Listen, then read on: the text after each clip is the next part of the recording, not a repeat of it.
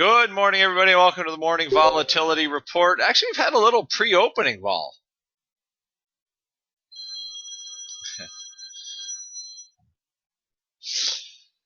Whew. Anyway, here's our blog. Also, look on our event page. It's coming up soon for our next webinar. We're gonna have a beginning boot camp starting. Also, we're going to be adjusting position webinar very, very soon. Okay. So look for all of that stuff. Of course, look at our blog and our store, optionpit.com. For if you have questions about selling options, understanding basic option. This is basically like getting, let's just call it practical information on putting trades on and using the Greeks. Okay, using futures, iron condors, but these are all classes that teach you techniques for trades in different environments. What makes a calendar spread work, right? How to use volatility, right? How to use the volatility products, right? All useful hands-on type of education. So Kinder Morgan, I guess what's been dragging down is they finally did cut their dividend 75%. That's, I think, the big news. Most of the other MLPs, I believe, are starting to rally a little bit because they're just basically waiting for this one to cut. They did. Okay. So real simply, some of the other MLPs, I think there have been several cuts in this space, and I know that Kinder Morgan is no longer, they switched they did a corporate action to change their corporate structure change, but it still was the big daddy in the space, and they finally cut their divvy. All right, and I think a lot of the weakness in a lot of these names were due to waiting for that fact. Now we've had the move. Okay, we still have a lot of volatility in currencies, like Mark talked about yesterday. The euro is still volatile. All around what's going on with the Fed, I think these are still crowded trades overall, with all the funds making huge bets, so they are prone to short squeezes. I think again, we can look at our chat today, but there are trades that you can put on to kind of help you get through the short squeezes. Usually we use strangles or something like that to kind of take advantage of it, since you really never know exactly how long the squeeze is going to be, or for how long in whatever direction. So as of right now, but we're still expecting the euro at some point to come down between now and sometime between now and the middle of March. As the U.S. looks like that they're going to raise interest rates, and overall that should be bad for the euro. A trade that has been interesting too, KMG. Every time it has E. coli news, it seems like kind of downside flies or something like that. Some ways trying to sell the premium have worked out okay. A bit of a risky type of trade. As far as the big indexes go, let's see here if we peaked in volatility short term yesterday. So right, we're along the term structure now. We're seeing a little bit of a drop. Okay, market kind of flat today. I don't know if our rally is going to hold. Usually the tech has been leading the way, and it's certainly kind of leading the way down right now today. Without tech, I have a hard time seeing this hold. Although we're seeing some bounces in, you're getting little bounces in oil, things like that. If it's the bottom, I don't know. Okay, but at least for right now, the slide has stopped. So as far as volatility goes, I would have to say it's not going to surprise me to see volatility go higher at least once before December 16th. That's when the Fed supposedly is going to raise.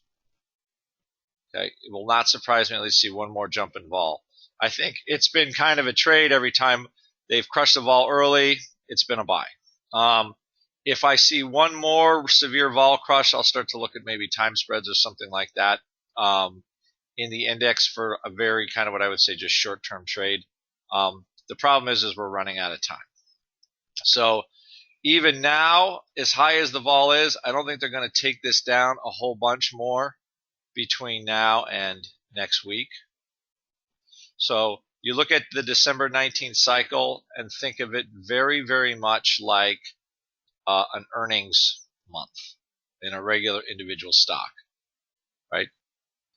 And we've just had a bit of a run up in vol yesterday, so I just see it like slowly catching a bit. It could back off a little bit, but it's going to be very hard for it to go down a ton before Wednesday.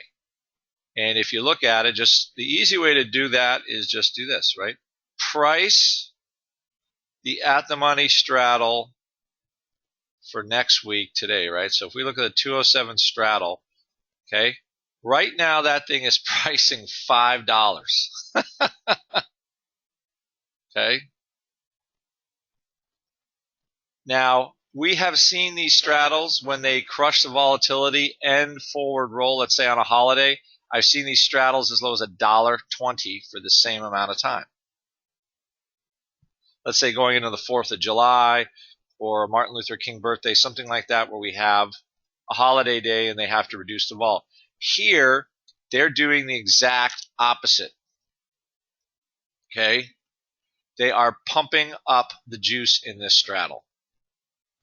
Okay? So the market is looking for a pretty darn good move. So the easy way to see really, right, if you want to get outside how the market's moving around, is you just price the straddle now. Okay.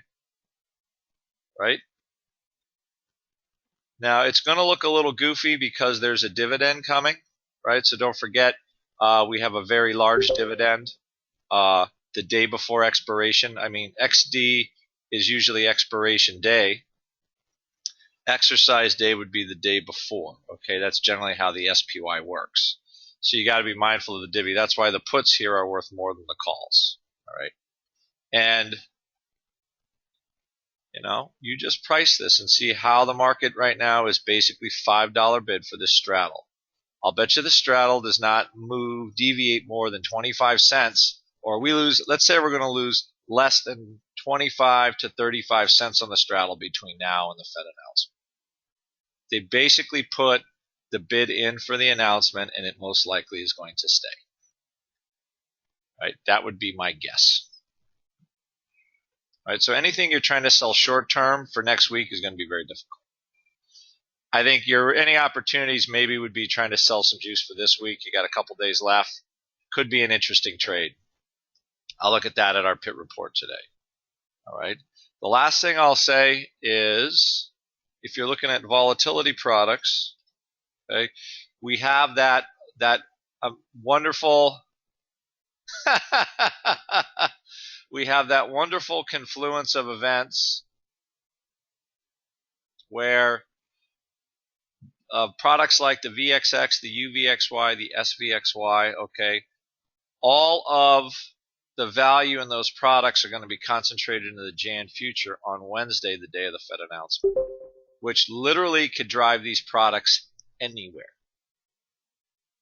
So if the market takes a big sigh of relief, maybe oil's not crashing anymore, you could start to see 14 for the VIX.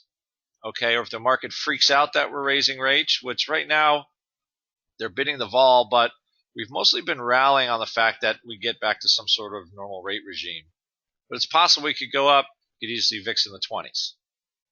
Right? We could be down 2-3% because for whatever reason everybody decides to pull the plug. But these products are at almost their most maximum, let's just call the volatility products have very volatile potential on that day. It just so happens that day and the way the pricing is set up is making the potential for these products to move really large. And it's like a harmonic convergence. All right. Again, there are ways to trade that in between, and there are ways to have positions afterward. You choose to either position prior to or to ride whatever happens after. All right. Well, that's our vol report for this morning. Again, I'm not expecting a whole lot to happen here for the next 3 days as I think the Fed raising is probably net positive, the way the market's been reacting, but oil's been a net negative, and it's just how those two forces sort of balance out. All right, everybody, you all have a good day, and we'll see you in our chat room. And our open mic tonight in gold, of course, we'll discuss, I think, the volatility movement at length in our open mic night tonight. All right, everybody, have a good night.